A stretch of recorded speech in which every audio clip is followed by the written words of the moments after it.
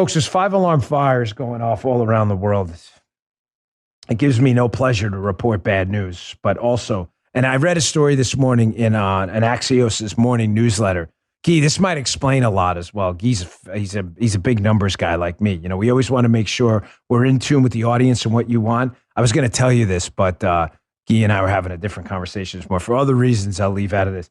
But there is people's interest in news is starting to wane a little bit. And Axios is speculating it's because there's a lot of bad news, that's the irony, right? Isn't it?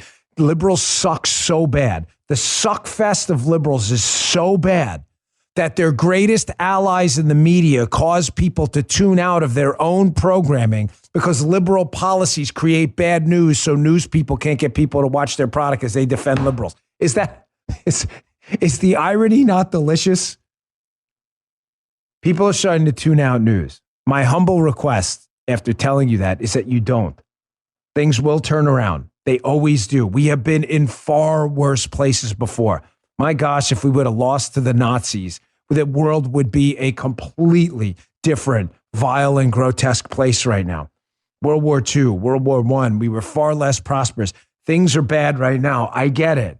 But we got to stay in tune because we got to have the information we need to fight back. But here's what I mean. Or hiding it from you is doing you no good. And I'm not going to do that. Couple recommendations from podcasts. People are like, well, stop mentioning all the bad news sometimes. I'm not doing that. I'm not going to lie to you. If it costs me viewers and listeners once in a while, that's A-okay. Here's what I mean.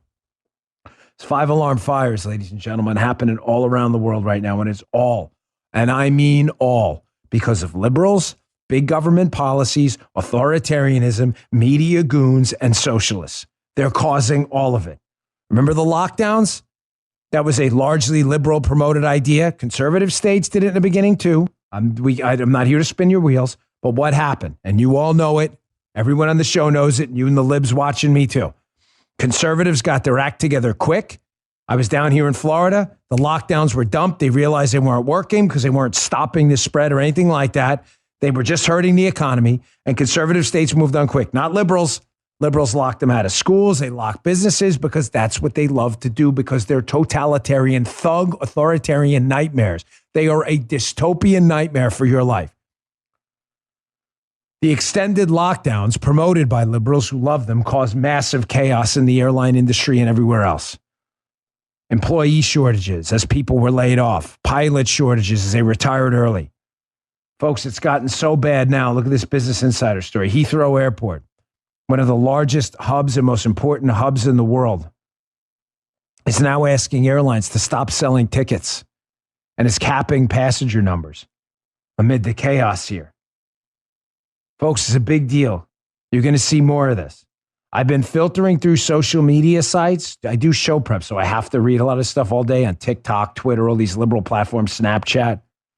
Folks, there are videos all over TikTok of major world airports and security lines you would not believe. 3.5-hour waits, 4-hour waits. Heathrow can't handle it anymore. Liberal lockdowns. It is going to take us years to clean this mess up. 5-alarm fires everywhere, folks. I gave you the easiest story to take first. Here's the next one. I want you to watch this. Tucker Carlson show last night, something we've reported on often. A bunch of ESG, environmental, social governance, Green New Deal losers thought it would be a great idea to push middle class and poorer countries away from chemical fertilizers and into what they call organic farming.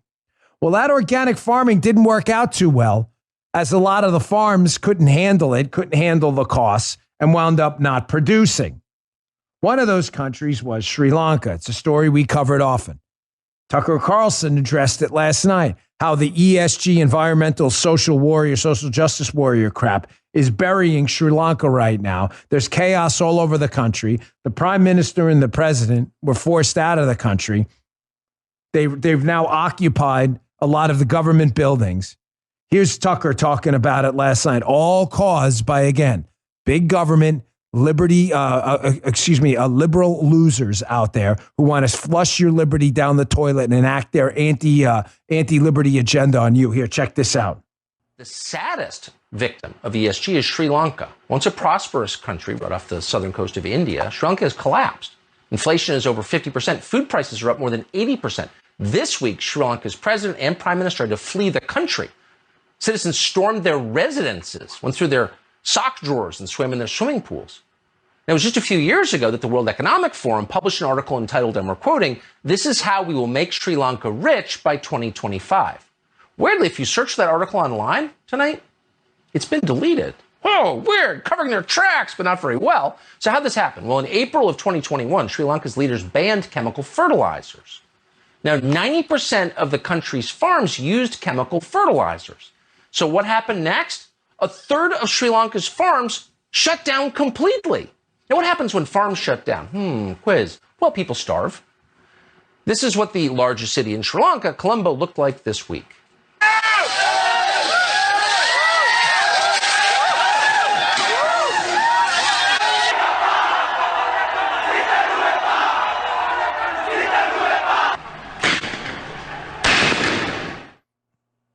Heathrow passenger quotas, chaos in Sri Lanka as ESG social justice warriors push fertilizers, organic fertilizers on fields, on farmers who can't handle it.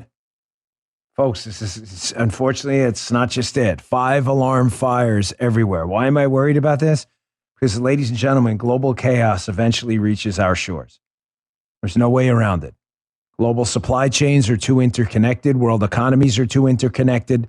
We are not on an island here, okay? This is not Tom Hanks, Wilson in Castaway. We are in an interconnected, globally connected world right now. This stuff spreads. Here's another one. It's a video. If you're watching on Rumble, you hear the audio. If you're an audio listener only, it's fine. It's short. As I warned about yesterday on my radio show, and I think on my podcast too. Sometimes I'm not sure what I discussed. It's both on the same day. China enacted a bunch of socialist redistribution policies where they thought it would be a good idea, like authoritarians always do, to make top-down decisions about the allocation of capital. Neatly said without the unnecessarily verbose intro. China said, hey, we want to build a Potemkin village over there, beautiful apartments to impress our international audience. The problem is nobody wanted to buy the damn apartments. So they built a bunch of Potemkin villages and reallocated a bunch of money towards a bunch of empty apartments, some of which people bought and never lived in, some of who never bought. That's causing a massive liquidity crisis with banks who are overly invested in this real estate market that doesn't have actual people in the freaking real estate. So now that the buildings can't pay their rent because there's no one actually in the apartments to pay the rent, the building owners are not paying the loans in the banks, who then don't have the money to give to the people who deposited their money in the banks. Weird how that happens when you allocate capital politically and not by free market. Strange, right? Here's a video of a bank run happening all over China. A bank run, people trying to get their money. Well, I don't want to say all over China, but some very significant. I want to be clear. I don't act like a journalist. I act like a fact teller. Those are two separate things. Bank runs in a number of banks in China. People trying to get their money out. Check this out.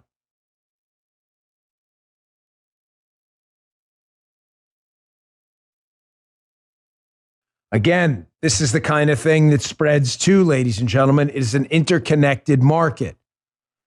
China owns a lot of U.S. debt. The Chinese Communist Party needs a constant distraction to stay in charge. Distraction from what? Distract people from the fact that they're freaking communists and that they're running their lives in an authoritarian manner in the world's largest surveillance state. So if they need a distraction from banks running out of people's money, don't be surprised if, pursuant to that need, you see or hear about increased talk of an invasion of Taiwan, which could set off World War III, depending on the response of the United States and its allies. 5-alarm fires, folks. You may say, well, that's just London. That's just Sri Lanka. That's just China. Never say that's just China, but just in case you did. It's not. Dutch farmers also rebelling over a similar type program that they were trying to institute in Sri Lanka. Not exactly, but an ESG, environmental, social justice warrior farming program, which is going to bankrupt a lot of Dutch farmers. You're seeing massive rebellions amongst Dutch farmers showing up in their tractors as well. Here's a guy who supports them interviewing with the great Rebel News. Check this out. Why are you out here? Well, I want to stand behind the farmers. That's why I'm not from a farmer family, and we see that the Dutch government is taking more and more away from our lives and is going towards a dictatorial system, and we have to draw a line in the sand. And these days the farmers do that. They take the initiative, and that's why I back them up, because if we don't draw a line in the sand now, they will continue taking more and more of our property, of our land, of our houses, and of our lives. Folks, these aren't just a few examples. This is really serious. As chaos breeds more chaos, order breeds more order. Those aren't just overly simplified, tropes I throw out there. Chaos breeds more chaos. It gives the impression to others that they can jump in there too, and that they can do this. And in many cases, a lot of these people are understandably fed up with big government authoritarianism and this ESG crap. And here, a newsflash, folks, people don't want to be impoverished and starved out of their own countries. You blame Sri Lankans and Dutch farmers and Chinese asset holders and banks for objecting to their assets being confiscated? I don't. If you like this video,